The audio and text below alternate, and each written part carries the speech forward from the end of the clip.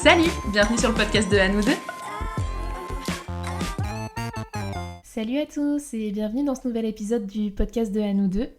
Alors tout d'abord, je vais commencer cet épisode, peut-être que vous l'avez remarqué, peut-être pas, peut-être que vous l'avez vu sur les réseaux sociaux, mais Amélie a donc quitté le projet, donc elle ne fera plus partie des prochains épisodes du podcast. L'épisode autour des animaux de compagnie qui est sorti il y a 15 jours était le dernier en sa compagnie. Voilà, pour des raisons personnelles, elle a préféré arrêter l'aventure du podcast. Cependant, moi, j'avais pas envie d'arrêter. Donc le podcast va continuer, on va rester sur un épisode un mardi sur deux. Donc voilà, le concept va rester approximativement le même, mis à part que de temps en temps je risque de faire des épisodes toute seule comme celui d'aujourd'hui. Et puis d'autres moments, il y aura des épisodes où je serai accompagnée de différentes personnes. Donc parfois il y a les mêmes personnes qui reviendront de temps en temps sur différents épisodes, parfois ça sera une personne qui sera là de façon tout à fait ponctuelle. Donc on verra comment se passera la suite des événements et des invités avec moi autour de ce micro. Mais en attendant, le concept ne va pas trop changer parce que le but du jeu c'est toujours de pouvoir discuter de sujets divers et variés, d'en discuter avec ouverture d'esprit, bienveillance et curiosité. Donc j'espère que vous serez toujours au rendez-vous. D'ailleurs, je tiens à remercier tous ceux qui nous écoutent depuis le départ et tous ceux qui nous rejoignent encore parce que petit à petit ça monte, on a de plus en plus de personnes qui nous écoutent et déjà je tenais à vous remercier et à vous remercier d'être là et à venir vous abonner sur notre compte Instagram, à échanger avec nous, nous envoyer des messages ou même nous repartager en story, etc. Ça me fait toujours très plaisir de voir que ce que je peux dire et ce qu'on a pu dire dans le passé a pu vous intéresser et vous toucher. J'en finis avec cette introduction. Aujourd'hui, comme vous avez peut-être pu le voir dans le titre, je voulais finir entre guillemets le sujet autour du budget. Donc on a fait un premier épisode pour vous expliquer pourquoi on en était venu à faire un budget. Qu'est-ce qui nous a mené à faire ça, nos motivations, nos envies.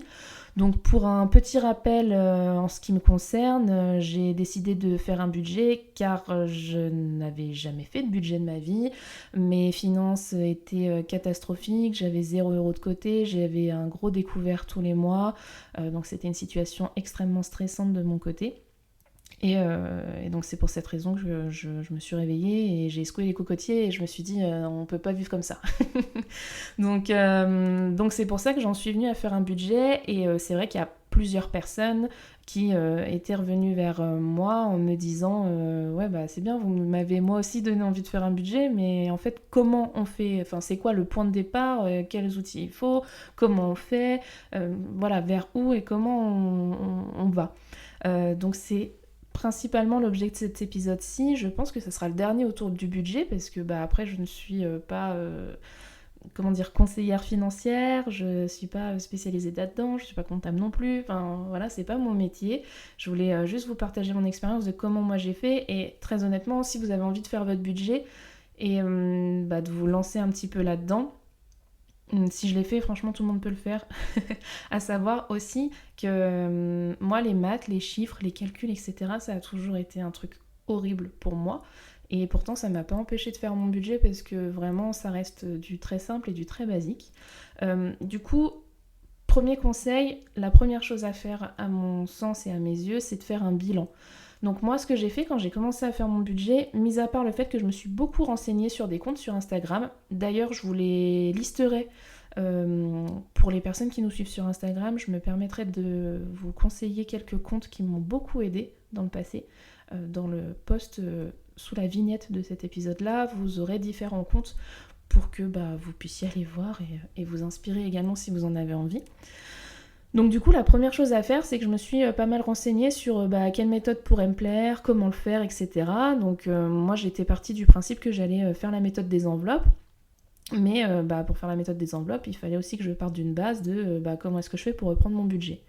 Et la première chose que je vous conseille de faire, du coup, c'est vraiment de faire un bilan. Et donc faire un bilan, ça va être la partie entre guillemets la plus longue que vous allez avoir à faire parce qu'il va falloir reprendre toutes vos entrées d'argent et toutes vos dépenses d'argent sur les 3 derniers mois.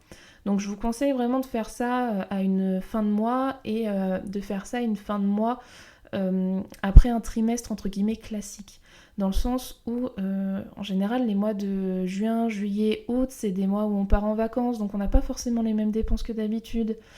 Pareil, le mois de décembre, c'est un mois où généralement, on a un petit peu plus de dépenses. Donc peut-être essayer de... Après, le bilan, vous pouvez le faire quand vous voulez, mais c'est vrai que je conseillerais plutôt de faire votre bilan soit avant l'été, soit par exemple en mars, avril, mai. Voilà, c'est vraiment des exemples, mais en fait, vous faites comme vous voulez. L'important en fait de faire ce bilan et de reprendre toutes vos sorties et vos entrées d'argent, c'est vraiment de faire un état des lieux et aussi parfois d'avoir un électrochoc. Je reprends mon exemple personnel, quand j'ai fait mon bilan, je me rappelle que donc j'étais beaucoup à découvert, j'étais à moins 600, moins 800 euros sur mon compte en banque, et donc du coup je fais mon bilan et puis là je me rends vraiment compte que je sors beaucoup au restaurant. Je me fais beaucoup de plaisir et de dépenses loisirs alors que en fait je ne peux pas me le permettre. Donc le but de faire ce bilan, c'est vraiment de faire un état des lieux et puis parfois d'avoir un petit électrochoc. Donc vous listez tout ça, toutes vos sorties, toutes vos entrées d'argent sur les 3 derniers mois, parce qu'en général c'est assez représentatif. Et en fait il va falloir les catégoriser, donc les répartir.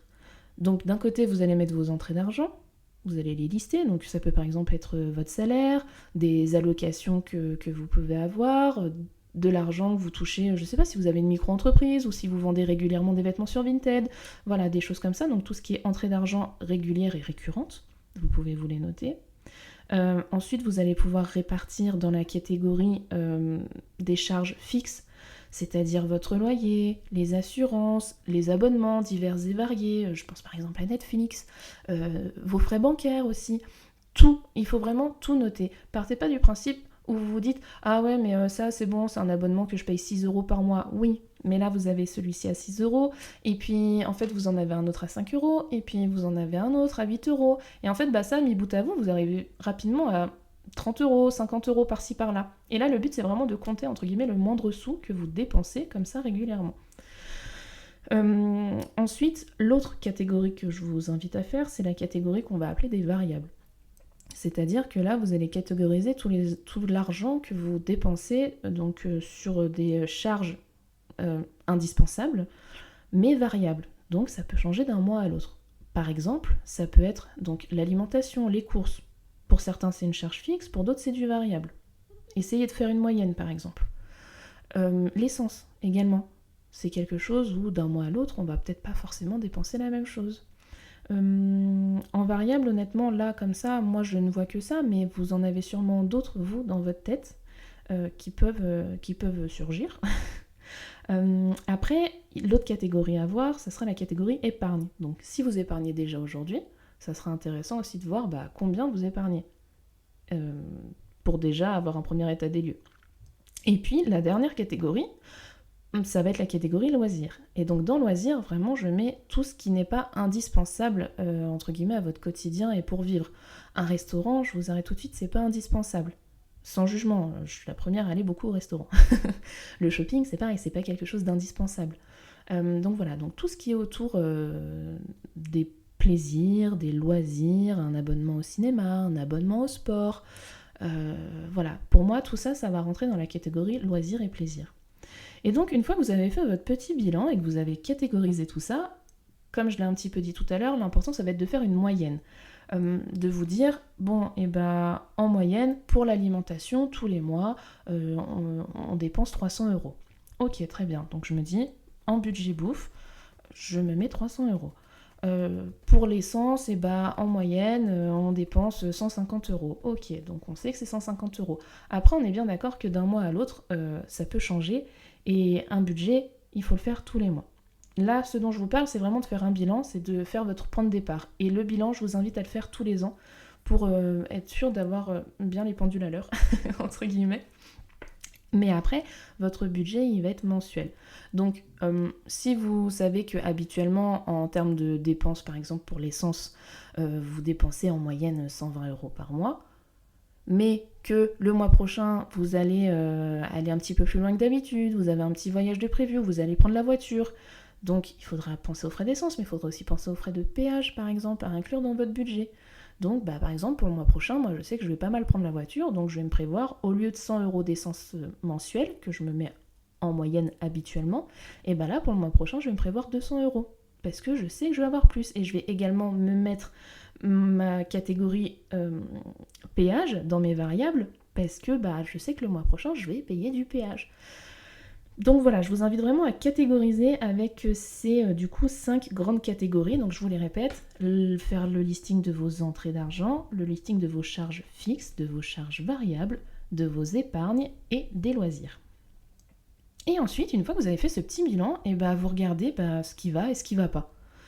Dans le sens où, exemple, moi je me suis rendu compte qu'effectivement, je sortais beaucoup, qu'en fait mon budget loisir, il n'y avait pas de budget loisir.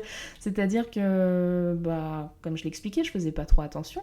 Et en fait, quand je me suis rendu compte que vraiment je dépensais peut-être 300 € par mois en resto et en sortie, et en shopping et machin, alors que vraiment je pouvais pas me le permettre. Enfin, mon budget, je pense à l'époque, si je faisais la même chose aujourd'hui, me permettait peut-être 60 € de loisirs, quoi.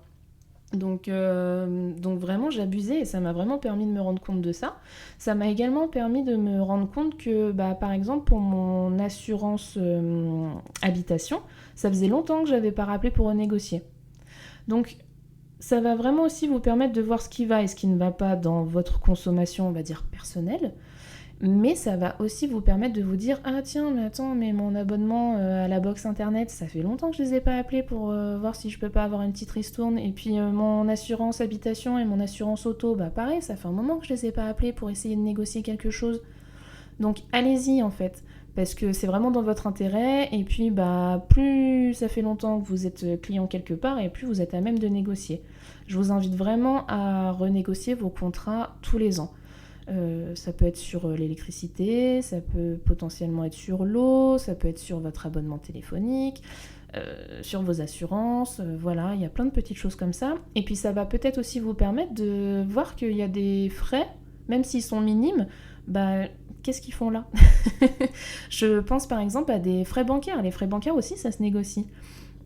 Et puis peut-être que vous allez vous rendre compte que vous êtes en train de payer tous les mois un abonnement à la salle de sport alors que ça fait 6 mois que vous n'y êtes pas allé. Typiquement.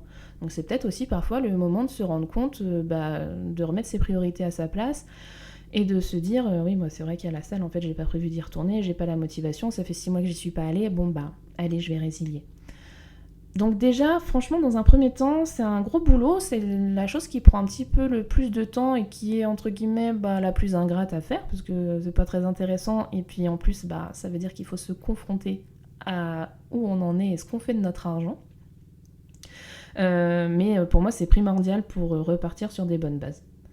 Et donc, une fois que vous avez fait vos recalculs, etc., le but, ça va être d'optimiser au maximum votre budget.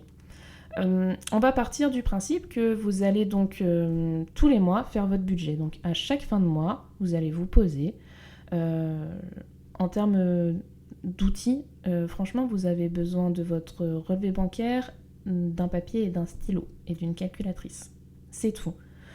Après, petit à petit, si vous avez envie de plus, vous pouvez télécharger une application sur votre mobile ou faire un Excel. Moi, personnellement, au tout départ, j'ai commencé avec un cahier et un stylo. Et puis maintenant, je fais un tableau Excel parce qu'au moins les calculs se font automatiquement. La flemme. mais franchement, au départ, vous avez besoin que de ça. Donc ça vous coûte rien, quoi. Et donc du coup, je disais que le but maintenant, ça va être de recalculer et d'optimiser un petit peu votre budget. Donc ce qu'il faudra faire tous les mois, c'est de faire un budget prévisionnel pour le mois. C'est-à-dire noter quelle va être votre entrée d'argent, donc quel va être votre salaire par exemple. Si vous vivez en couple, je ne sais pas comment vous êtes organisé, mais soit vous avez un tronc commun, soit votre conjoint ou conjointe vous reverse une partie, moi c'est mon cas par exemple. Donc vous calculez toutes vos entrées, donc là vous faites le total de vos entrées d'argent.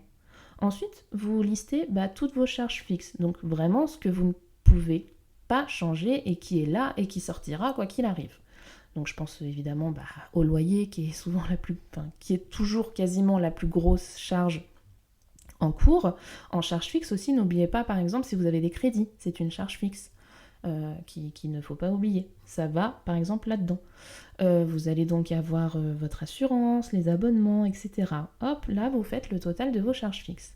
Ensuite, vous allez faire pareil avec vos charges variables pour ce mois-ci. Donc ce mois-ci, allez, on va se dire que pour l'alimentation, je me compte 200 euros. Ok. Pour l'essence, ça va être si. Voilà. Au moins, vous faites le point un petit peu sur vos charges variables. Donc ce qui peut changer d'un mois à l'autre, je le rappelle. Et à partir de là, vous faites le total. Donc là, vous allez faire toutes vos charges fixes et variables, le total de ça, moins votre entrée d'argent. Et là, ce qui reste, c'est ce qu'on va appeler le reste à vivre. Et donc ça, c'est ce qui va rester à vous de voir. C'est le montant qui va vous permettre de savoir combien j'épargne et combien j'utilise en loisir. Moi, ce que je conseille de faire, c'est que en fonction du reste à vivre, et de vos projets évidemment, mais en fonction du reste à vivre, je vous invite à faire un espèce de soit un 50-50, soit un 60-40. C'est-à-dire que pour moi, c'est important de beaucoup épargner. Et après, je vais faire une grosse parenthèse sur la partie épargne. Mais en gros, dans un premier temps, je vous invite peut-être à faire un 50-50. Donc, c'est-à-dire que ce qui me reste, imaginons dans votre reste à vivre, il vous reste 300 euros. Et je vous invite à mettre 150 euros en épargne et 150 euros pour vos loisirs.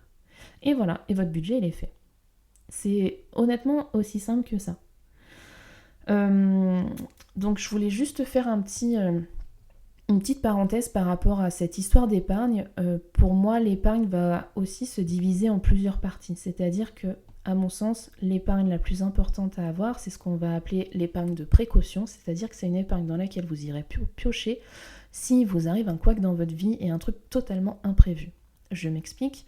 Si, par exemple, la machine à laver lâche, et forcément c'est pas prévu, et vous pourrez aller piocher dans cette épargne. Si, malheureusement, vous avez un long arrêt maladie, vous allez avoir une perte de salaire, et cette épargne sera là pour pouvoir vous épauler. Si votre frigo vous lâche, pareil que la machine à laver, et voilà, la voiture, etc. C'est vraiment pour les gros imprévus qui peuvent arriver dans la vie, et c'est une épargne qui sera là pour vous aider à pallier à ce genre de gros problèmes. Dans tous les comptes que j'ai suivis sur Instagram, en général, pour l'épargne de précaution, il est préconisé d'avoir minimum 2 mois de salaire de côté. Je suis d'accord que ça peut paraître énorme, mais ça reste une épargne qui est hyper importante et que vous allez constituer petit à petit. Je vous dis pas de mettre 1300 euros de côté d'un coup. C'est vraiment quelque chose qui va se faire petit à petit. Mais pour moi, c'est une des épargnes des plus importantes à se constituer dès que possible. Ensuite, pour moi, les épargnes, donc comme je vous disais, ça va vraiment se mettre en plusieurs catégories. Donc il va y avoir l'épargne de précaution. Ensuite, il peut y avoir plein de types d'épargne. Vous pouvez avoir une autre épargne où vous vous dites, ça c'est mon épargne où je vais anticiper Noël. Donc tous les mois, vous allez mettre 20 euros, peut-être, en vous disant, ça sera pour Noël. Comme ça, à Noël, je serai pas trop ric-rac et je mangerai pas trop sur mon budget loisir ou je n'irai pas sur mon budget alimentation pour pallier aux dépenses de Noël. Vous pouvez aussi anticiper pour, par exemple, payer vos impôts. Vous le savez que tous les ans, vous allez avoir forcément une taxe qui va tomber par-ci ou par-là, que ça soit sur votre impôt sur le revenu, sur votre taxe des ordures ménagères, sur votre taxe foncière, la taxe d'habitation. Donc, vous savez que c'est des choses qui vont tomber. Donc, le mieux, c'est vraiment d'anticiper. Il y a vraiment l'épargne de précaution et l'épargne d'anticipation. Et après, pour moi, il y a l'épargne aussi des projets. C'est-à-dire que, encore pour vous donner mon exemple personnel, moi, je suis en train vraiment petit à petit de me constituer une épargne pour partir en voyage. Et en fait, vous pouvez vous faire des épargnes pour tout et n'importe quoi. J'ai une épargne qui se constitue petit à petit pour mes projets tatouages. J'ai une épargne aussi pour tout ce qui est au niveau des dépenses pour la maison. Par exemple, si un jour j'ai envie de changer les rideaux, j'irai piocher dans cette épargne. Comme ça, en fait, je ne touche pas à mon budget loisir du mois. Ça reste là. J'ai, par exemple, une épargne pour ma voiture. C'est-à-dire que tous les mois, je vais mettre un petit peu de côté pour ma voiture et puis pour le jour où j'aurai le contrôle technique ou s'il y a un petit couac sur la voiture, un petit machin à changer ou quoi, j'irai chercher cet argent. J'ai aussi une épargne, par exemple, d'anticipation pour mes animaux. C'est-à-dire que tous les mois, je mets de côté en me disant, au moins, s'il y a un couac, une grosse dépense vétérinaire pour un de mes animaux, je pourrai y pallier. Ça ne m'amputera pas, ou en tout cas pas beaucoup, sur mon budget mensuel. Donc vraiment, vous pouvez mettre plein de petites choses en place pour anticiper. vraiment, je tiens beaucoup à insister entre guillemets là-dessus. Parce que pour moi, l'anticipation, ça évite beaucoup de problèmes et ça évite justement de tout bousculer dans le budget que vous vous étiez préparé à faire. Et donc, pour finir, moi, j'utilise donc ce qu'on appelle la technique des enveloppes. C'est une technique très connue dans la gestion budgétaire et qui, pour moi, vraiment m'a changé la vie. Donc, clairement, la technique des enveloppes, ça va être de catégoriser toutes vos dépenses en utilisant de l'espèce. Vous pouvez aussi avoir des enveloppes virtuelles, mais pour moi, vraiment, faire la technique des enveloppes avec de l'espèce, c'est vraiment intéressant parce que je trouve que avec le développement de la carte bancaire, même du paiement avec une montre connectée ou avec son téléphone, parfois on se rend plus compte en fait de tout ce qu'on dépense, que ça soit en valeur, mais aussi en récurrence. C'est-à-dire que parfois on va se dire ah bah oui mais ça va c'était 10 euros, ah bah oui mais ça c'était 20 euros, ouais non mais ça va c'était pas cher, c'était 15 euros. Mais en fait tout ça dans une journée, vous arrivez vite à un gros montant quoi. Et vu qu'on ne voit pas l'argent partir tout de suite, parce qu'en plus c'est souvent différé sur notre compte bancaire, et personnellement je ne vais pas tous les jours sur mon compte bancaire, vu que c'est en différé, on ne se rend pas compte en fait de ce qu'on dépense. Alors que quand on a de l'espèce et qu'on l'a dans son porte-monnaie, si je quitte la maison pour un après-midi en ville et que je prends qu'un billet de 50, et une fois que j'ai dépensé mes 50 euros, moi je pars du principe que c'est fini, j'ai plus rien. Et puis quand j'ai déjà dépensé 40 euros sur mes 50 et qu'il me reste qu'un billet de 10, je me dis je vais peut-être un petit peu plus réfléchir. Et en fait vraiment d'utiliser de l'espèce, ça refait prendre conscience de la valeur de l'argent. Moi vraiment c'est ça qui m'a fait un déclic et qui me fait beaucoup de bien et qui je pense vraiment m'aide énormément pour justement dépenser un petit peu moins et dépenser en pleine conscience aussi. C'est vraiment hyper important à mes yeux maintenant, et c'est vrai que quand j'utilise ma carte bancaire, je l'utilise encore un petit peu, mais quand j'utilise ma carte, j'ai entre guillemets un petit sentiment d'insécurité. C'est que tout de suite, quand j'utilise ma carte, je vais rouvrir mon Excel et je vais tout de suite noter que j'ai fait cette dépense, pour bien m'en rendre compte, et pour voir où j'en suis dans mes dépenses avec ma carte. Donc pour vous donner mon exemple, moi j'utilise donc le système des enveloppes pour l'alimentation. Avec mon compagnon, du coup, tous les mois, on retire une somme d'argent qu'on met dans l'enveloppe alimentation et donc on s'en sert uniquement pour faire les courses. Et donc pareil, quand on arrive à la fin du mois et qu'il nous reste une semaine de mois à tenir et que je vois qu'il reste que 20 euros, on essaye de tenir avec ces 20 euros. Ça permet aussi de réfléchir un petit peu plus à comment on consomme, à vider peut-être un peu plus les tiroirs, à vraiment faire une liste des courses avant de partir en se disant on a besoin de ça et ça en priorité, etc. J'utilise également les enveloppes pour mes épargnes d'anticipation.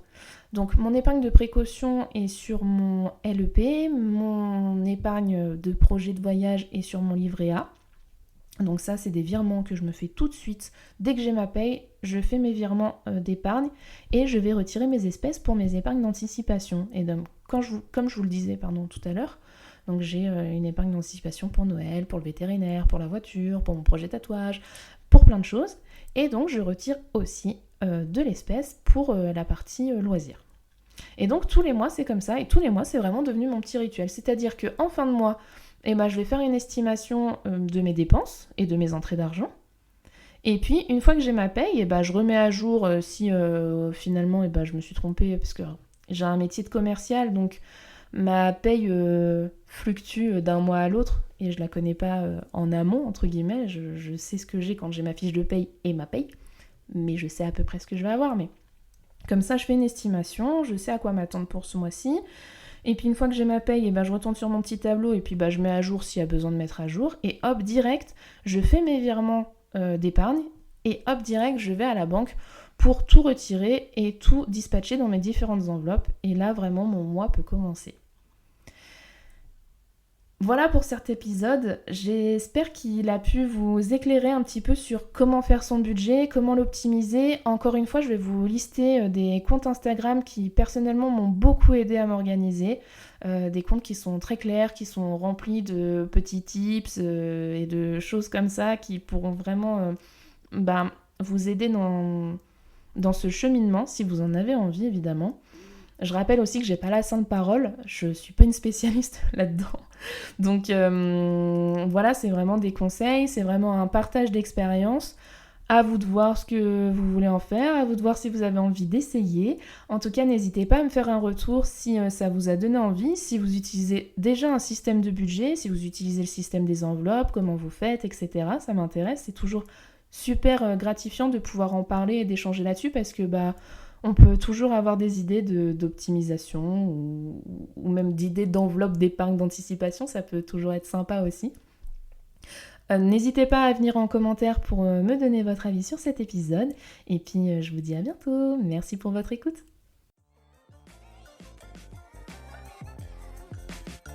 Merci d'avoir partagé ce moment avec nous. Si cet épisode vous a plu, n'hésitez pas à en parler autour de vous et sur les réseaux sociaux. Vous pouvez retrouver le podcast sur toutes les plateformes d'écoute habituelles et venir vous abonner sur notre Instagram. À bientôt!